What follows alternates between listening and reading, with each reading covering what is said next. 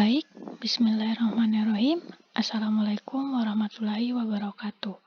Perkenalkan, nama saya Ninda Ramadhani. Selanjutnya di video ini, saya akan membahas sedikit mengenai konsep dan mekanisme pertahanan. Untuk mengetahui konsep pertahanan, sebelumnya harus mengetahui kelemahan, ancaman, dan serangan yang terjadi pada suatu jaringan. Ancaman biasanya timbul disebabkan oleh adanya kelemahan yang terjadi karena tidak terpenuhinya aspek keamanan. Maka dari itu, dibuat suatu kebijakan keamanan. Nah, selanjutnya, apa itu kebijakan keamanan?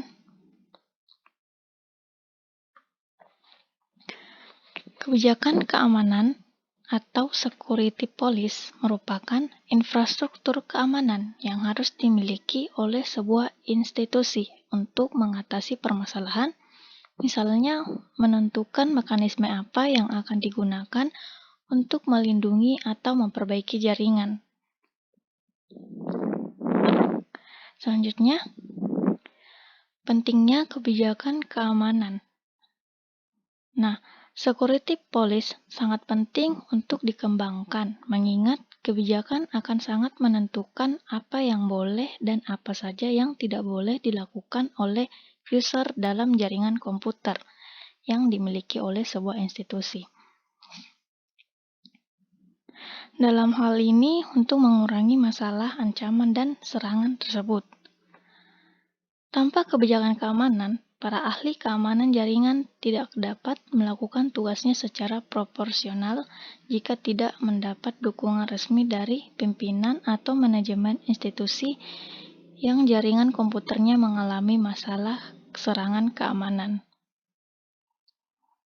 Nah, setelah mengetahui apa itu kebijakan keamanan dan pentingnya kebijakan keamanan diterapkan pada suatu institusi, selanjutnya kita akan membahas mengenai metode dasar dalam mengamankan jaringan. Nah, di sini ada beberapa metode fundamental untuk mengamankan jaringan komputer secara umum. Yang pertama yaitu meningkatkan keamanan jaringan, yang kedua mekanisme pertahanan, dan yang ketiga mengatasi ancaman. Selanjutnya kita akan membahas satu persatu dari metode dasar dalam mengamankan jaringan. Yang pertama yaitu meningkatkan keamanan jaringan. Untuk meningkatkan keamanan jaringan dapat dilakukan beberapa hal sebagai berikut. Yang pertama yaitu pembatasan akses pada network.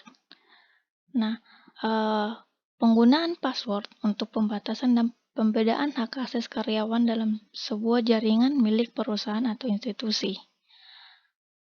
Hal ini dilakukan untuk menghindari serangan dan untuk melindungi jaringan itu tersendiri.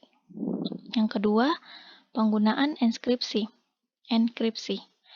Enkripsi diperlukan untuk melindungi beberapa aspek, yaitu aspek hak akses, aspek kerahasiaan, dan aspek otentik. Nah, yang ketiga yaitu penggunaan digital signature. Hal ini digunakan untuk menyediakan keyakinan bahwa informasi berasal dari sumber tertentu dan belum pernah berubah. Metode yang kedua yaitu mekanisme pertahanan. Metode-metode yang dapat diterapkan untuk membuat jaringan komputer menjadi lebih aman antara lain adalah yang pertama packet sniffing sebagai peralatan atau tool pengelola jaringan paket sniffer dan sebagai alat pertahanan dengan melakukan analisa paket yang melalui sebuah jaringan komputer. Nah, yang kedua yaitu port scanning, merupakan tool pengendalian jaringan tetapi digunakan oleh penyerang untuk mengetahui port apa saja yang terbuka dalam sebuah sistem jaringan komputer.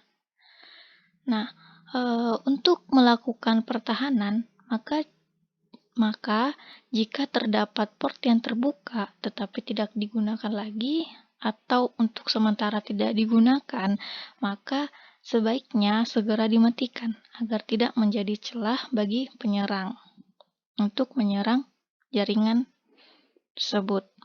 Nah, yang ketiga yaitu port fingerprinting, yaitu mekanisme yang mengetahui peralatan apa saja yang ada dalam sebuah jaringan.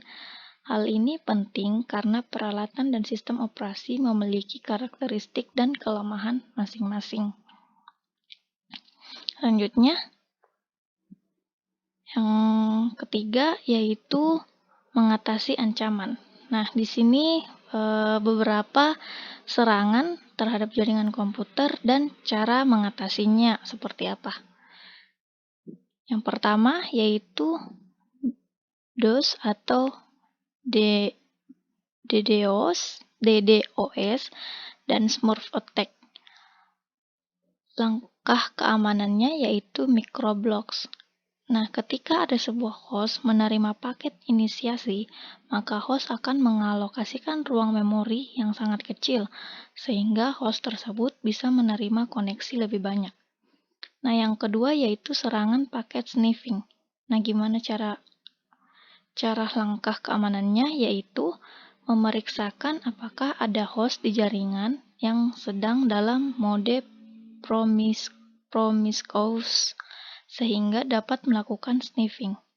Nah, yang kedua, mempergunakan SSL atau Secure Socket Layer untuk mengamankan HTTP. Nah, yang ketiga yaitu serangan IP spoofing. Nah, langkah keamanannya yaitu untuk mengatasi serangan yang berdasarkan IP spoofing. Sebuah sistem operasi memberikan nomor paket secara acak ketika menjawab inisiasi koneksi dari sebuah host atau scrambling, sehingga penyerang akan kesulitan transmisi. Nah, yang kedua, konfigurasi firewall yang tepat dapat meningkatkan kemampuan jaringan komputer dalam menghadapi IP spoofing. Oke, demikianlah presentasi singkat dari saya.